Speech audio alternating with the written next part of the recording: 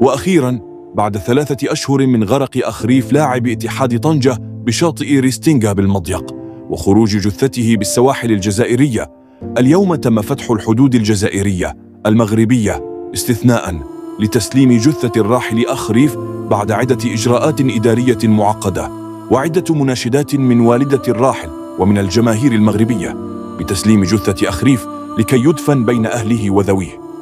اليوم تم بالفعل تسليم جثمان عبد اللطيف أخريف، وسيتم نقل جثمانه من وجدة إلى مسقط رأسه بطنجة ليوارى الثرى يوم الأحد بعد صلاة الظهر.